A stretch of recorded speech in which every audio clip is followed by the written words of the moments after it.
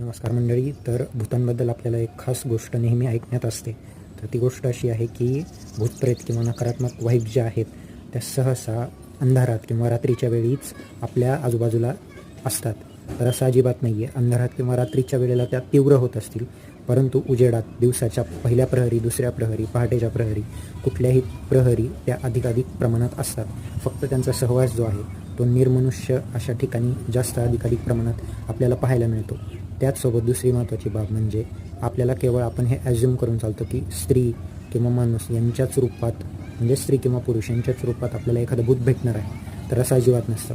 पक्षी आणि हवेचं एकत्र संघटन, हवा एकदम एखाद्या ठिकाणी जड होऊन जाते आणि त्या ठिकाणी ते बॅरियरप्रमाणे काम करते. तुम्ही एखाद्या वेळेला अनुभव घेतला असाल की एखादी गोष्ट तुम्हाला अडवते असं तुम्हाला वाटायला लागतं, तुम्ही त्या गोष्टीच्या पुढे पाऊल टाकू शकत नाही, तर ते हवेचं संमिश्र एकत्रीकरण झालेलं असतं. अशा